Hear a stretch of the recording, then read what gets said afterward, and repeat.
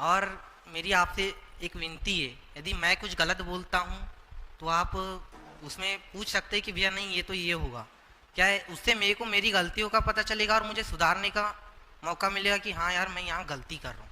ठीक है।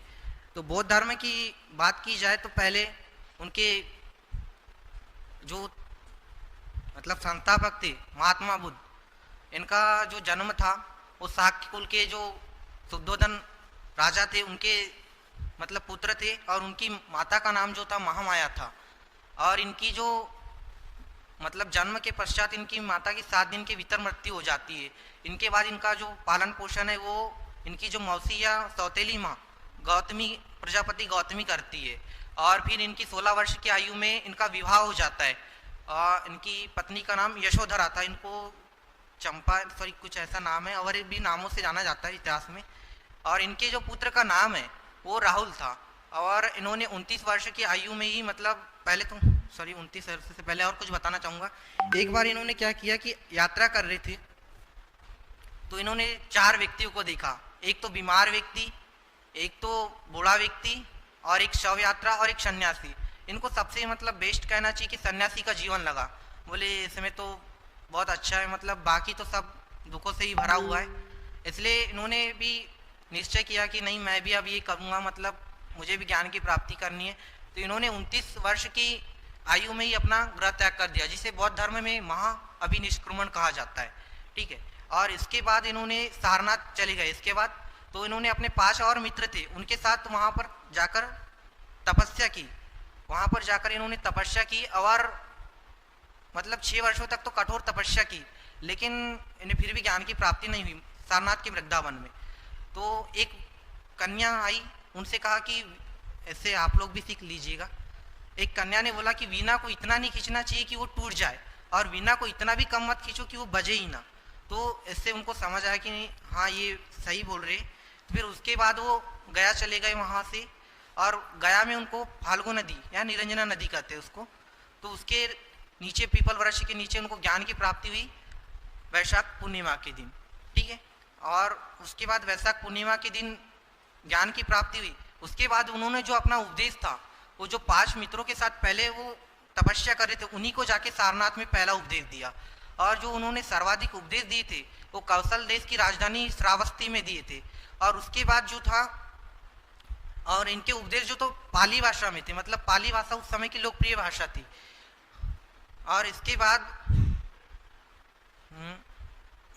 पाली भाषा में उपदेश दिया इन्होंने। और हाँ, इसके बाद इनके 2 प्रिय शिष्य हुआ करते थे, एक था आनंद और एक था उपाली। तो आनंद के कहने पे इन्होंने मतलब बौद्ध धर्म में महिलाओं का प्रवेश मतलब को अनुमति दी।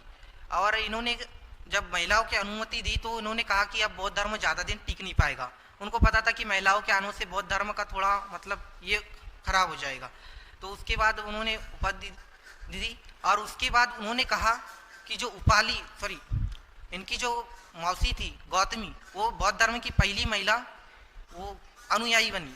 और उसके बाद जो एक वैशाली की डांसर मतलब नर्तकी थी, वैशाली की डांसर जो आज का उत्तर प्रदेश है, वहाँ पर जो उनकी आम्रपाली थी वो वैशाली की डांसर आम्रपाली इनकी द्वितीय मतलब अनुयायी बनी। और इनका जो एक पुरुष था मतलब पुरुष अनुयायी था वो तपस्वी था। फिर उसके बाद ये चले गए और इन्होंने फिर 4 सत्य वचन दिए। तो इन्होंने कहा कि सबसे पहला वचन तो कहा कि संसार दुखों से भरा है। फिर उसके बाद कहा कि हर दुख का कोई ना कोई कारण जरूर होता है। फिर उन्होंने दुख का सबसे बड़ा कारण बताया कि दुख का जो सबसे बड़ा कारण है वो इच्छा है। और उन्होंने कहा कि इच्छा पे कंट्रोल मतलब नियंत्रण पाया जा सकता है। अब इन्होंने इसी इच्छा पे नियंत्रण पाने के लिए अष्टांगिक मार्ग दिए।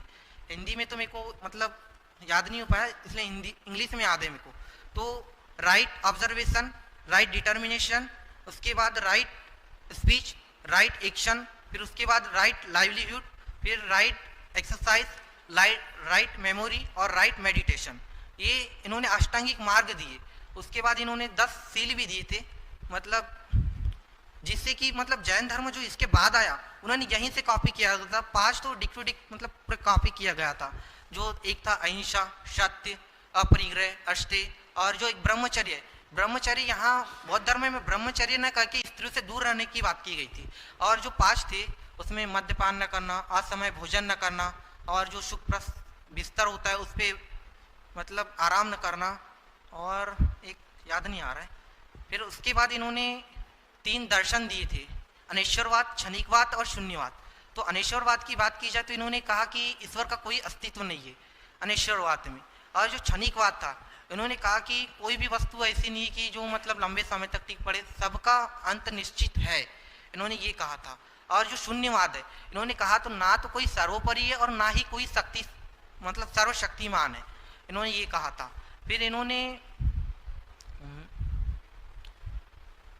फिर इनकी जो बौद्ध संगति थी, इनकी सॉरी मैं इनका जन्म नहीं बताता, सॉरी, इनका जन्म हुआ था 563 ईसा पूर्व में हुआ था।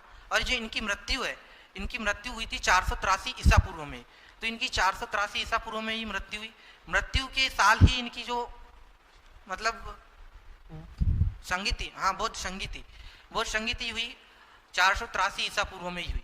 और उस समय राजा थे कौन, कोई बताना चाहेगा? अजातशत्रु थे, जिसकी जो अध्यक्षता थी इस संगीति की वो महाकश्यप ने किया था। और ये कहाँ गई थी?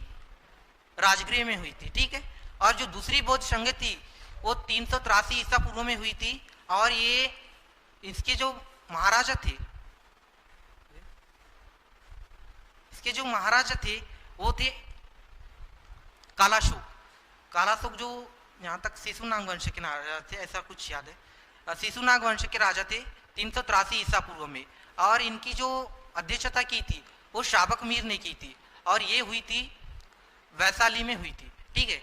और जो तीसरी बौद्ध संगीति थी वो 255 ईसा पूर्व में हुई थी, वो हुई थी पाटलिपुत्र में। और इसके जो राजा थे वो अशोक थे, और अशोक के समय जो अध्यक्षता की थी संगीति की वो मोंगली पुत्तिस गोसाल ने की थी। फिर इसके बाद चौथी बौद्ध संगीति, इसमें मतलब थोड़ी कंट्रोवर्सी की कब हुई थी, कोई 172 बोलता है कोई, लेकिन इसको प्रथम सदी ही माना जाता है। इसमें प्रथम सदी में हुई थी बौद्ध संगीति, और एक कुंडल वन में हुई थी, कश्मीर के कुंडल वन में। और इसमें जो कहा मतलब राजा थे वो कनिष्क थे, कनिष्क को कोई द्वितीय अशोक भी कहा जाता है। और इसके बाद मतलब इसकी जो अध्यक्षता थी वो वसुमित्र ने की थी, और जो इसके उपाध्यक्ष थे तो मतलब कनिष्क थे, तो वो जो अशोक घोष को बनाना चाहते थे, लेकिन बौद्ध संगीति वाले वसुमित्र को। तो इसके जो अध्यक्ष थे वसुमित्र थे, और इसके जो एक और उपाध्यक्ष मतलब उनकी संतुष्टि के लिए नियुक्त कर दिया गया कि उपाध्यक्ष थे वो अशोक घोष थे। और उसके बाद थैंक यू।